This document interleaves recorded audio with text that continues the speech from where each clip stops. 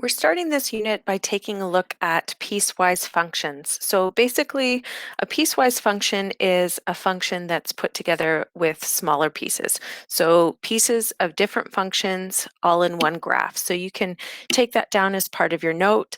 Um, Basically, if you drew more than one function on a graph, erase the parts of the functions that aren't supposed to be there, you would end up, splitting up those functions and sticking them together. So let's just take a look at this graph, for example, here, and you'll become a little bit more comfortable with the notation. Here's our function f of x.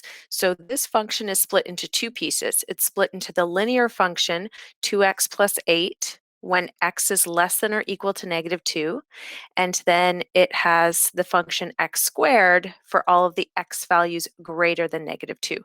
So if we take a look at when x is less than or equal to -2, that's this part right here.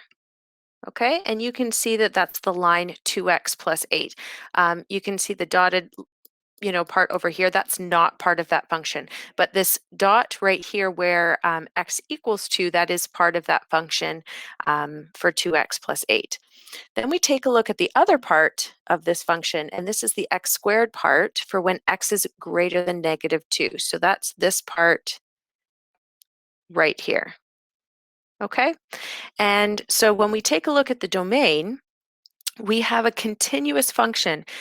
So if we're looking from left to right, I'll just kind of draw over top of this one here for a minute. Obviously we go out in this direction, but as we move to the right, we have values of y for every value of x, and it's going to continue on over and over again, or continue on into infinity. So our domain for this is x exists as a real number, or you can write it in this way, the set of numbers from -infinity to infinity, and then our range too, because of this function, also goes from -infinity to infinity, or we could just say that it's the set of real numbers, okay?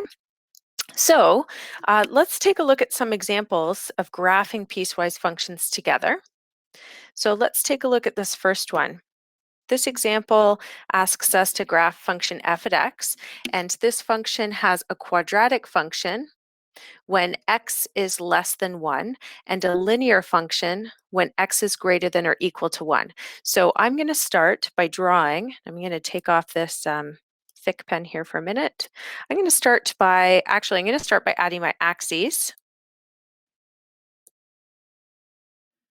Okay, so here's my x and my y axes, and I'm going to start by taking a look at that quadratic function. And I'm just going to kind of draw it roughly with dots. I know with my quadratic function, my vertex would be down here, and then I would be going over 1 up 1, over 2 up 4, over 3 up 9, and the same on the other side. Okay, and if you want to, you can put little dots on if you like. It's kind of up to you. Just keep track of what you're doing. And so then I'm going to actually graph it for all the values x less than 1. Okay, and so for x less than 1, just going to make my pen a little bit thicker. So I know that I will not have a value here. So I would have an open circle there, but then I would have closed circles all the way along, or just a solid line is what I would think of it as, and I would draw the rest of this parabola. It's not as easy to do on the computer. Okay, so that's that first part. Then I'm going to take a look at that second part there, that line -2x plus 4, and I, again, am going to just kind of draw it in roughly. So -2x plus 4 has a y-intercept of 4, and then a slope of -2, down 2 over 1, down 2 over 1. So we're going in this direction. And so we are going to graph this line, but only for x greater than or equal to 1. So again, I'm going to thicken my pen a little bit.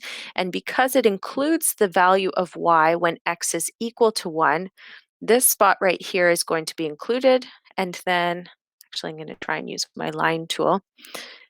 And then I can draw the rest of this line like that. Okay, and so our piecewise function is actually those two red pieces all together. Okay, so our piecewise function is everything that I graphed there in red that was not part of my rough sketch. So then when I think about evaluating this function, I am evaluating that graph in red. So my function at 4, I would take a look at what my x value is 4 and what's that y value. And, I could look on my graph. I don't have it that point on there, but I could take a look at it on my graph, or I can plug it in to the appropriate equation. So I know that 4 is greater than 1, so I could plug it into that part of the equation there. And I would get -4 as an answer. Okay, so then when I take a look at my function at 1, I can take a look at the graph. I can see my function at 1 is equal to the y value of 2. Okay, so that's this one right here. Or I can plug it into the equation where I have -2, 1 plus 4, which is equal to 2, because I'm going to have to look at this equation right here. So f at 0, I'm looking at my quadratic equation because 0 is less than 1. So again, I can plug it into my first equation, or I can take a look at the graph and I can see that it's -2. Okay, so my answers were -4, 2, and -2. And again, you can take a look at the graph, but maybe it's not on the part that you graphed, or you can use the equation. Okay, our second and last example is this piecewise function here, where it's split into a cubic function and a linear function. And I'm taking a look at the cubic function when x is greater than or equal to -2, and the linear function when x is less than -2. So I'm going to again start off by putting my axes on this graph here. Okay, so let's take a look at the cubic portion of this function. So I'm going to start with f at x is equal to x cubed minus 3x plus 2. And I know that this is just for x greater than or equal to -2. But looking at graphing this, I'm going to use my factor theorem. So I know that f at 1 is equal to 0. I'm going to use synthetic division. I know that x minus 1 is a factor. So you can go ahead and divide long division, synthetic division, whatever you like. Just as a reminder, I'm going to go ahead and do my synthetic division work here. Now, depending on your teacher or your tutor or how you've done synthetic division before, I use subtraction, but you might do it a little bit differently, but that's okay. So you do you, and that's all right here. So -1 times 1 is -1. When I add that or subtract that together, this is what I get. And then I get 2, 0.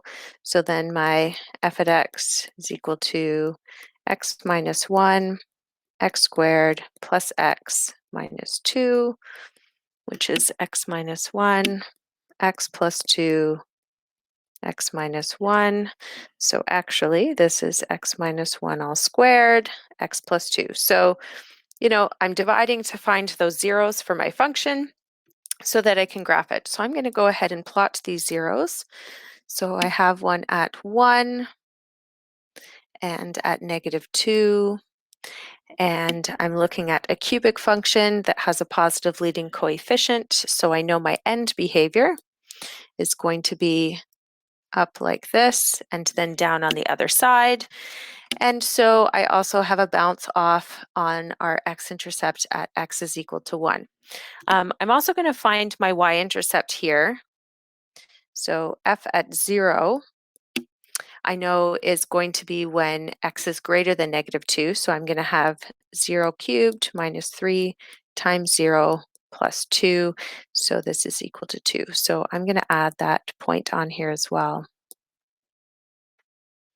And so there it is there. And I'm just going to find one more point at x is equal to -1 just to have another point on there. So f at -1, when I sub in those values, I'm going to get 4, and I'm going to add that onto my graph too. Okay, so now I'm going to do a little sketch of my cubic part here. I know that now it's a little bit hard on the computer. Bear with me, my terrible sketch. Whoop. It's going to bounce off here and then come back up. I'm going to erase that other arrow if my eraser is going to help me work. There we go. Okay, and that is all the way up to x equal to -2. Okay, so then in the other direction, x less than -2, I have the line y is equal to a half x plus 1. So I'm looking at a y-intercept of 1 and then a slope of a half. So if I think about y-intercept of 1 and then a slope of a half, I know I'm coming down here, here, here. I can kind of sketch it out and I can add that line, and I'm going to try and use my line tool, although, you know, we know how that's going to go, but yeah, it's not bad. And I'm going to draw my arrow because I know it's going to keep going in that direction and not the other direction. And because that cubic function has a value of 0 when x is equal to -2, and it just happens that so does the line, you know, they would be connected, right? So this would be continuous all the way along. Okay. So now what I want you to do is I want you to graph these 4 functions. So this is your practice work.